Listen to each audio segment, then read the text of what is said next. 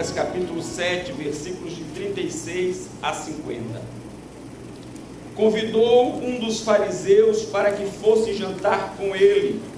Jesus, entrando na casa do fariseu, tomou lugar à mesa.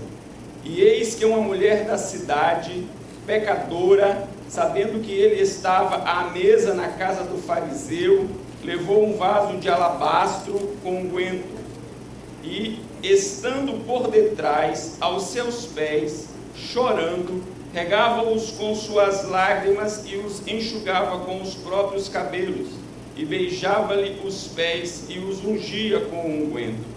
Ao ver isto, o fariseu que o convidara disse consigo mesmo: se este fora profeta, bem saberia quem é e qual é a mulher que lhe tocou, porque é pecadora.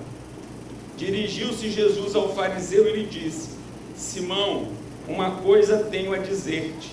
Ele respondeu: dize-a, mestre. Certo credor tinha 2 devedores. Um lhe devia 500 denários e o outro 50. Não tendo nenhum dos 2 com que pagar, perdoou-lhes a ambos. Qual deles, portanto, o amará mais? Respondeu-lhe Simão: suponho que aquele a quem mais perdoou. Replicou-lhe: julgaste bem. E voltando-se para a mulher, disse a Simão: vês esta mulher? Entrei em tua casa e não me deste água para os pés. Esta, porém, regou os meus pés com lágrimas e os enxugou com os seus cabelos. Não me deste ósculo. Ela, entretanto, desde que entrei, não cessa de me beijar os pés. Não me ungiste a cabeça com óleo, mas esta, com bálsamo, ungiu os meus pés. Por isso te digo, perdoados lhe são os seus muitos pecados, porque ela muito amou, mas aquele a quem pouco se perdoa, pouco ama. Então disse à mulher: perdoados são os teus pecados. Os que estavam com ela à mesa começaram a dizer entre si: quem é este que até perdoa pecados? Mas Jesus disse à mulher: a tua fé te salvou, vai-te em paz. Amém. Na parte interna do principal prédio do 19º Batalhão de Caçadores, na cidade de Salvador, existe uma inscrição que diz assim: a palavra convence, o exemplo arrasta.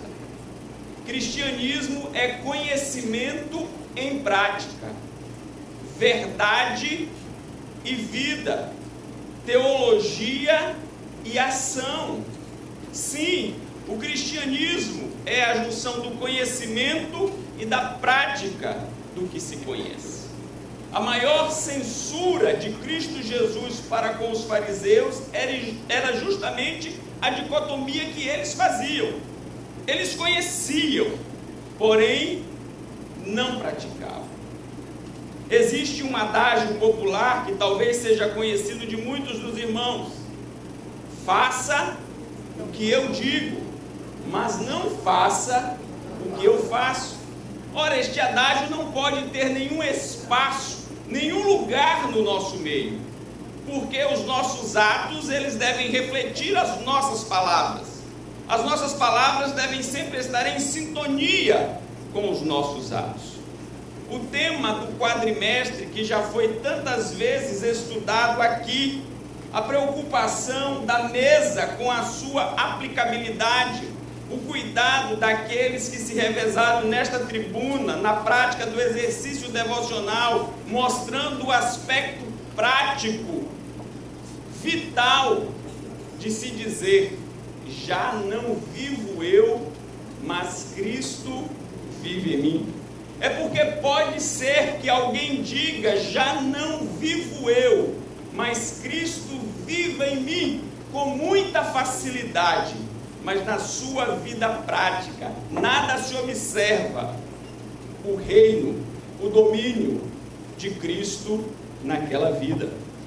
O texto que nós acabamos de ler fala-nos acerca de uma mulher Uma mulher que não disse uma só palavra. O texto não registra uma só palavra desta mulher. Porém, o texto nos mostra que a sua vida alcançada e transformada demonstrou de forma pública e notória que Cristo reinava soberanamente em sua vida. E é acerca destas lições, amados irmãos, que eu gostaria de rapidamente compartilhar com os senhores, para nossa edificação, para que sejamos desafiados e em tudo Deus, o nosso Deus, seja glorificado. Que lições o texto nos apresenta? A primeira lição é que um não regenerado pode apresentar algum interesse por Cristo Jesus. Sim, é verdade, uma pessoa não regenerada pode apresentar algum interesse por Cristo Jesus. O texto começa nos dizendo que um fariseu, cujo nome era Simão, e isso o texto registra nos versículos 40 e 43, ele fez um convite a Jesus. Diz o texto, convidou um dos fariseus. E é muito interessante que este fariseu, que faz tanta questão de que Jesus saiba quem é e o que faz as pessoas, o texto diz que ele é Simão 2 vezes e que ele é fariseu 5 vezes. Então o texto diz quem é ele e o que ele faz.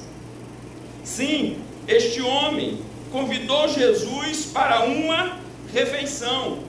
E diz o texto que esta refeição não foi em uma hospedaria, não foi em um lugar público, não foi em um lugar neutro. Diz o texto que este homem convidou Jesus para uma refeição em sua casa. A casa é um lugar de intimidade, a casa é o local onde nós recebemos as pessoas queridas, amadas, diletas, as pessoas que nos são caras. Nós não convidamos para nossa casa pessoas com as quais nós não temos nenhum relacionamento. Tanto é que as refeições que são pontuais, elas são majoritariamente feitas fora. Mas este homem não. Este homem fez questão de convidar Jesus para a sua casa. Mais ainda, o texto diz que foi reservado um lugar para Jesus à mesa. A mesa é um lugar de honra. A refeição não foi servida na cozinha, a refeição não foi servida no quarto dos fundos, a refeição foi servida à mesa. Veja só o que este homem estava querendo passar, convidando Jesus para chegar-se à sua casa, e em sua casa tomando lugar à mesa. Ah, amados irmãos, ao convidar Jesus, a intenção de Simão era expressar que ele, Simão, era digno de receber aquele cuja fama atestava ser profeta. Sim, Simão estava dizendo, eu sou digno de recebê-lo. Porém, com o convite e tudo que foi feito, Simão não só queria exaltar a sua dignidade em receber o mestre da Galileia, mas ele queria passar uma outra mensagem também. A de Cristo era tão somente parcialmente digno de ser convidado. Sabe por quê? Porque o próprio Jesus menciona suas atitudes grosseiras e indelicadas, suas atitudes pouco cordiais e ofensivas para a época. Veja que ele é capaz de convidar Jesus para a sua casa, veja que ele é capaz de convidar Jesus para a mesa, mas ao receber o convidado, ele não lhe oferece água para os pés, ele não é capaz de lhe dar um beijo como sinal de boas-vindas, ele não é capaz nem de lhe ofertar azeite barato, vulgar, para que fosse derramado sobre a sua cabeça, objetivando refrescar. Sim, Simão, com o seu convite, passava 2 mensagens. Eu sou digno de lhe receber, e você não é digno de entrar na minha casa. Por que Simão o convidara? por que Simão o chamara? Poderia ser por curiosidade. Em Lucas, capítulo 7, versículo 16, o povo em geral estava afirmando que Jesus era um grande profeta. Era a fama corrente de Jesus. Poderia ser que muito bem Simão quisesse atestar, ver com os seus próprios olhos, se diante de si estava um grande profeta. Ou poderia ser também a preparação de uma armadilha, como era tão comum pelos fariseus, conforme nós podemos ver em Lucas capítulo 6, versículo 7. Eles eram tão ávidos por pegar Jesus em alguma falha, que nem sequer o próprio culto na sinagoga era dispensado. Em todo lugar havia uma oportunidade para eles, para tentar desmascarar ou levar Jesus a descrédito. Foi com este espírito, foi com este sentimento de curiosidade e de lhe causar descrédito que Simão o convidou para estar em sua casa. As pessoas podem se aproximar de Jesus com muitos interesses, e muitos interesses escusos. O próprio Lucas registra no capítulo 17, dos versículos de 11 a 19, o fato de um grupo se aproximar de Jesus. Um grupo composto por 10 leprosos. Eles tinham um interesse, eles tinham um objetivo, eles queriam algo de Jesus. Porém, perceba que só um dentre os 10 foi devidamente aprovado, porque os demais, eles tinham um interesse egoísta. Eles queriam o milagre do Senhor, mas eles não queriam o Senhor do milagre. Eles queriam o benefício, mas não queriam aquele que outorga o benefício. Muitas pessoas se aproximam de Cristo hoje. É comum pessoas se identificarem como cristãs. É comum pessoas levarem Bíblias. É comum pessoas estarem arroladas no rol de membros de igrejas evangélicas. Sim, isso é muito comum, mas isso não quer dizer que estas pessoas pertencem ao Senhor, que estas pessoas estão regeneradas, que estas pessoas são novas criaturas, que Cristo vive nestas pessoas. Por isso nós não podemos nos enganar. Pessoas não regeneradas se aproximam de Cristo para extrair algum benefício, para ter algum dos seus interesses atendidos. Que dizer de Judas Iscariotes, que conviveu tanto tempo com o Senhor, esteve tão perto, mas não era uma pessoa salva?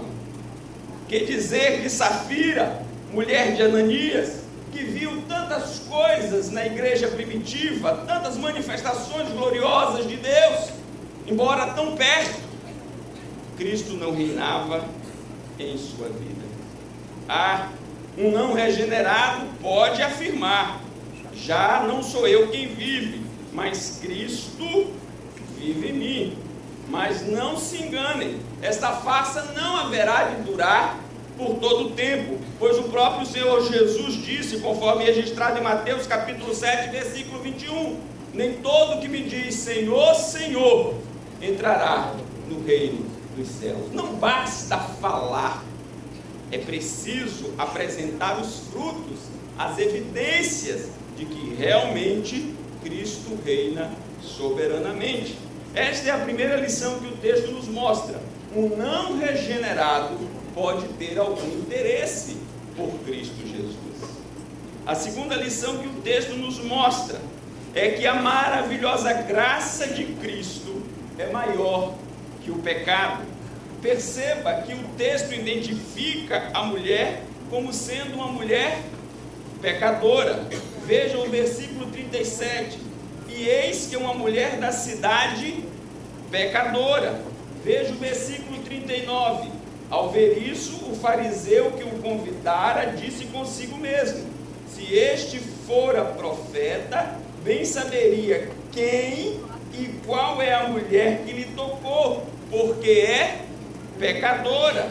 E Jesus vai mais adiante, porque o texto diz que ela é pecadora, Simão diz que ela é pecadora, mas Jesus diz que ela é muito pecadora.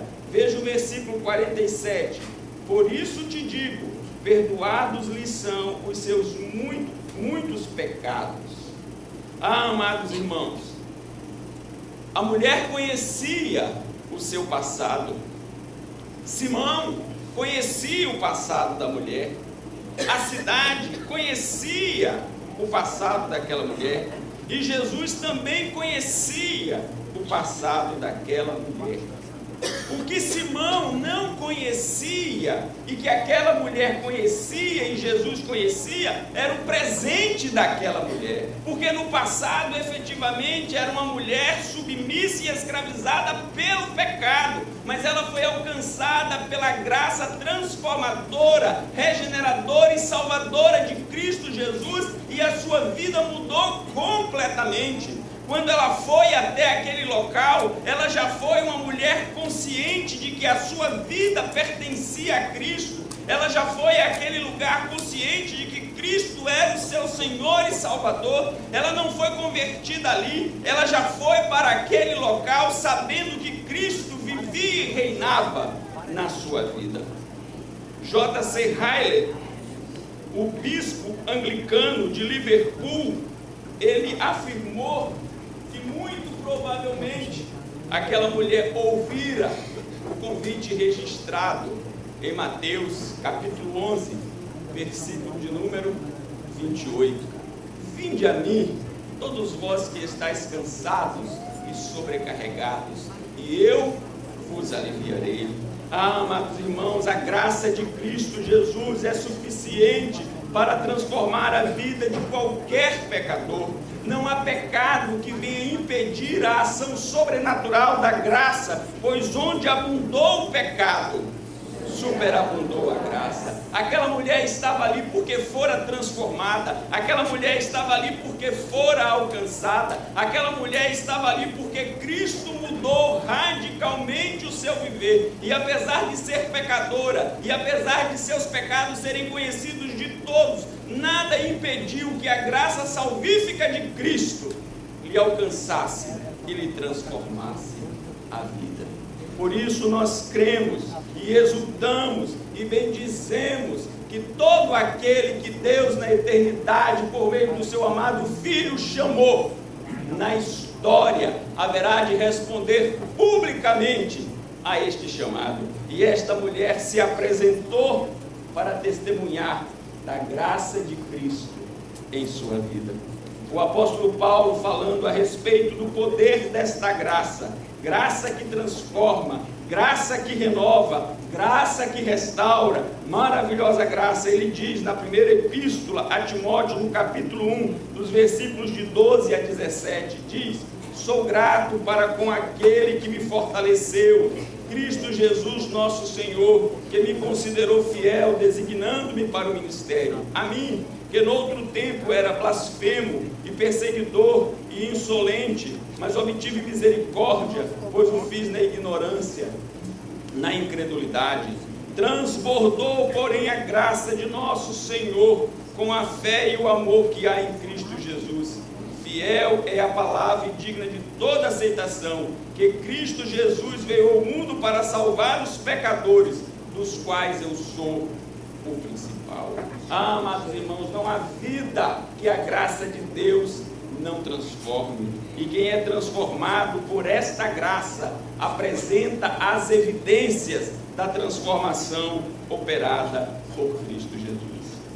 Se no primeiro instante o texto nos mostra que um não regenerado pode ter algum interesse por Cristo Jesus, se no segundo momento o texto nos mostra que não importa qual seja o grau de pecado vivido, experimentado por alguém, a graça de Deus é poderosa para resgatá-lo daquele estado e transformá-lo para o louvor da sua glória. O texto agora vai nos mostrar que só quem foi transformado pela graça de Cristo Jesus pode apresentar os frutos característicos de uma nova vida. Um não regenerado pode demonstrar algum interesse, mas ele não pode apresentar os frutos. Só pode apresentar os frutos da verdade bíblica. Já não vivo eu, mas Cristo vive em mim, quem efetivamente foi transformado.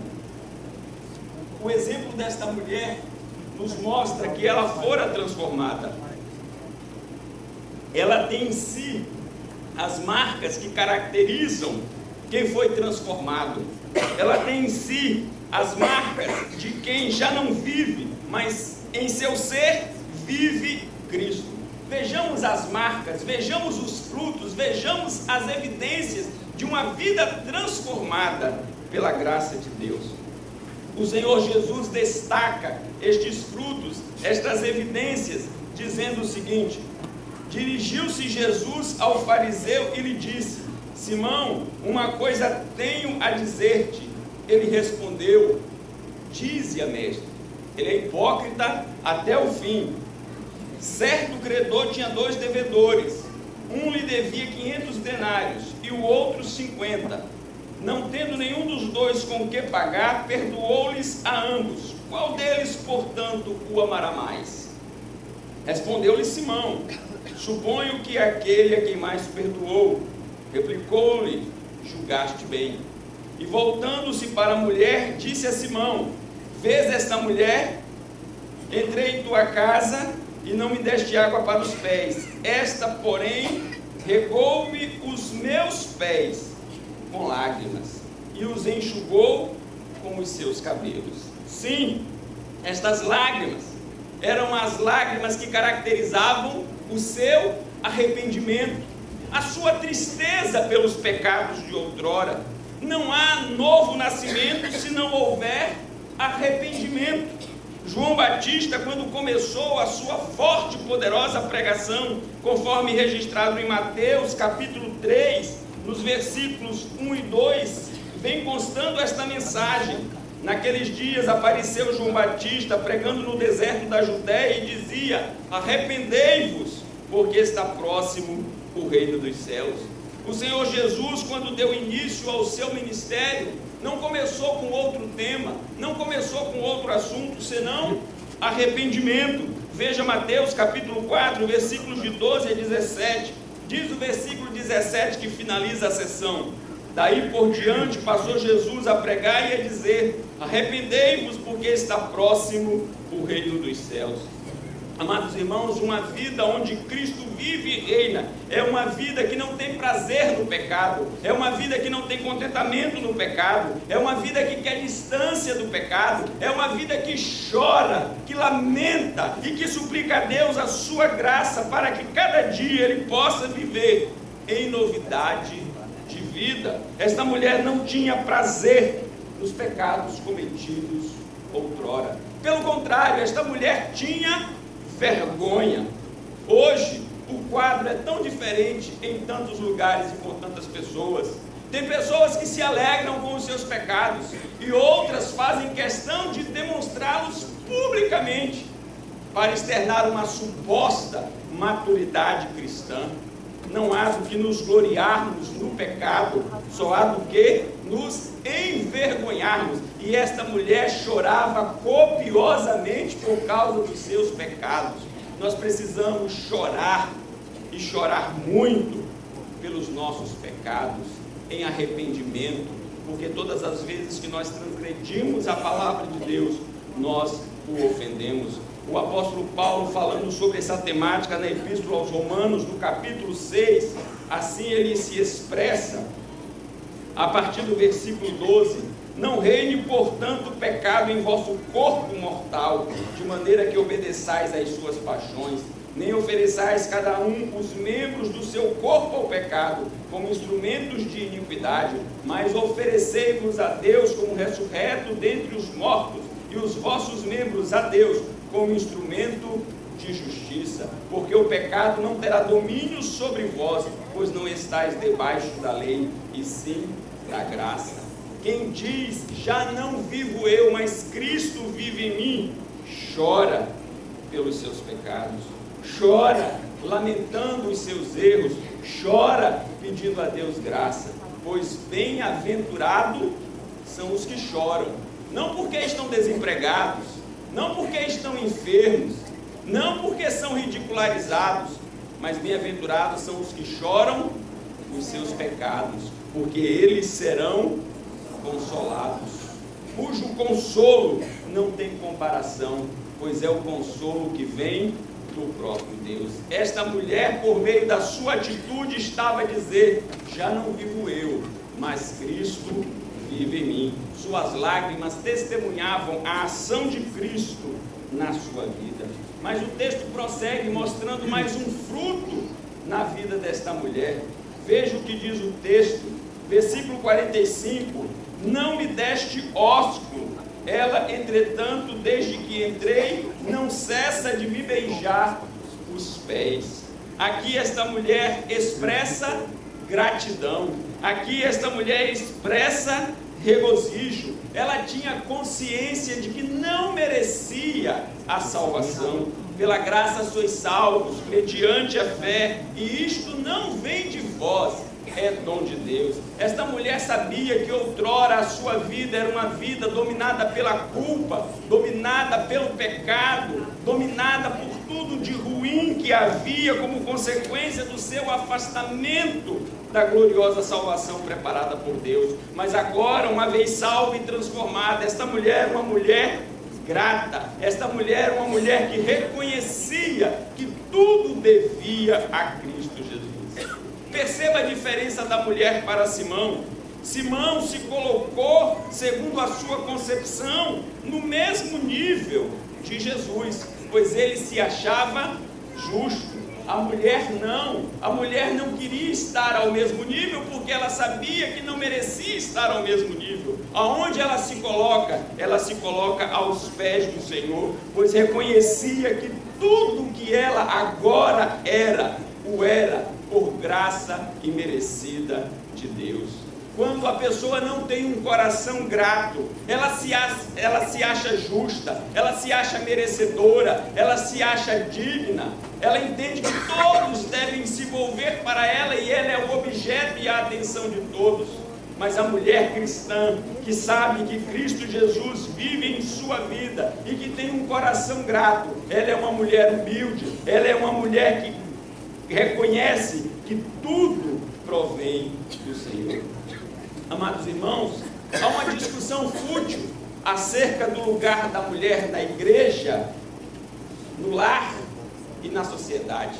Para nós está muito claro onde é o lugar da mulher, onde é o lugar de todo cristão, é aos pés de Cristo Jesus. Este é o melhor lugar para nos encontrarmos, esta é a posição mais gloriosa para galgarmos, os pés do nosso bendito Salvador. O lugar da mulher presbiteriana é aos pés do Senhor Jesus.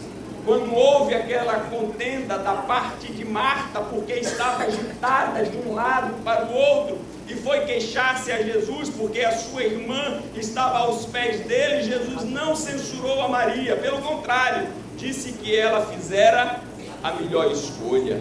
Ela escolhera a melhor parte. Não é a nossa agitação que haverá de promover a glória de Deus, é a nossa quietude consciente aos pés de Cristo Jesus. Aquela mulher não estava ali por temor ao castigo, aquela mulher não estava ali por desejo de recompensa, aquela mulher não estava ali por sentimento de obrigação, aquela mulher estava ali por amor, porque a sua vida fora transformada. Por isso ela enchia de beijos os pés do seu Senhor e Salvador, aquele que efetivamente reinava em sua vida. Já não vivo eu, mas Cristo vive em mim. Onde estão as evidências desta declaração tão solene? Esta mulher, não por meio de palavras, mas por meio de atitudes, mostrou o seu arrependimento, mostrou a sua gratidão e caminho para a finalização, destacando um outro ponto, uma outra evidência, um outro fruto desta mulher salva, transformada por Cristo Jesus. Disse o Senhor, versículo 46, não me ungiste a cabeça com óleo, mas esta com bálsamo ungiu os meus pés. Esta mulher trouxe consigo um vaso de alabastro com unguento, um óleo aromático preciosíssimo. E enquanto aquele anfitrião nem sequer ceder uma vasilha de azeite de oliva de péssima qualidade, ela traz o que tem de melhor. Ela quebra o vaso de alabastro e derrama o precioso unguento, o precioso óleo aos pés do Senhor Jesus. O que significa o ato desta mulher? Significa um ato total de sujeição e de entrega, dizendo a Cristo e a todos que estavam ali que o que havia de mais precioso deveria ser depositado aos pés de Cristo Jesus.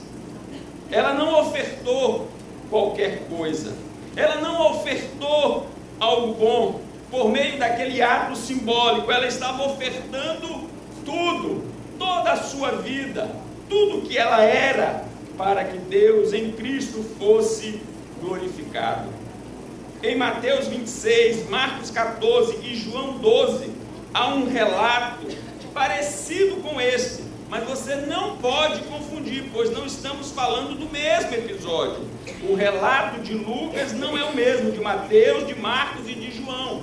Mas eu quero chamar a sua atenção que no relato de Mateus, Marcos e João, há um fato de que quando a mulher derrama o bálsamo sobre Jesus, Judas Iscariotes fica escandalizado, dizendo: este precioso aromático poderia ser vendido e isto daria muito dinheiro. Mas ele não estava preocupado com os pobres, diz o texto, ele estava preocupado com a sua ganância. Esta mulher colocou algo de muito precioso. Sabe por quê, irmãos? Porque o Evangelho é radical. Cristo é radical. Ele não aceita partes. Ou é tudo, ou é nada. Não nos enganemos, pensando que podemos dar a Ele qualquer coisa, ou muita coisa. Porque Ele não aceita nem qualquer coisa, e nem aceita muita coisa. Ele só aceita tudo. Ou tudo é depositado aos seus pés, ou absolutamente nada é recebido. Ele disse: ninguém pode servir a dois senhores. Há de se fazer uma escolha, há de se tomar uma decisão, e só quem experimentou a ação salvífica de Cristo é por Ele capacitado a entregar tudo. Só este fruto é um fruto que decorre da ação soberana do Santo Espírito de Deus.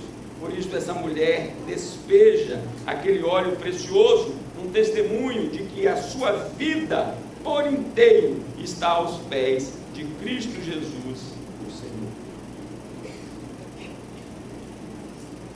É muito interessante que aquela mulher não fora convidada. Pelo contrário, ela era indesejada naquele local por conta de Simão. Mas como esta refeição, embora numa casa, embora num ambiente particular, permitia pelo costume da época o acesso de visitantes, esta mulher, pelo seu senso de urgência, ela foi até aquele local.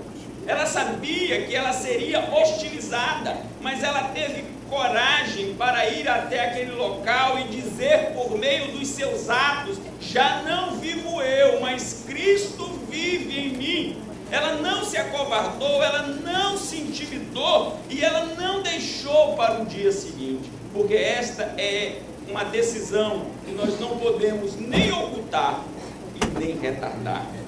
Quem experimentou a salvação, quem experimenta a salvação em Cristo Jesus, precisa testemunhar com urgência acerca da mudança que ocorrera em sua vida.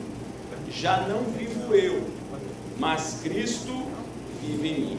E esta mulher, de forma notória, por meio dos seus atos, testemunhou que efetivamente a sua vida estava completamente rendida nas mãos do seu Senhor e Salvador, Jesus Cristo. Queridas irmãs, estamos a poucos instantes de findar um quadriênio. Daqui a alguns minutos, a nova diretoria será empossada, um novo quadriênio haverá de começar. Muito já foi feito, mas aguarda por ser realizado. E o nosso país precisa desesperadamente de mulheres que estejam aos pés de Cristo Jesus para fazer a história nesta nação, não para a sua glória, mas para a glória do nosso Senhor e Salvador Jesus Cristo. Não saiam dos pés de Cristo Jesus. Não saiam por um só instante. Permaneçam firmes, inabaláveis, sempre constantes aos pés de Cristo Jesus. E pela graça do Senhor, vocês farão mais história, bem mais história, testemunhando por meio dos atos e das palavras que vocês já não vivem por si mesmos, antes vivem por Cristo Jesus. Amém. Amado Deus, suplicamos a Tua misericórdia sobre nós e de forma muito especial sobre a mulher presbiteriana, para que aos Teus pés testemunhe, ó Deus, de forma gloriosa da transformação operada na sua vida pela ação salvadora do Teu Espírito. Seja assim para a glória do Teu nome, em nome de Jesus. Amém.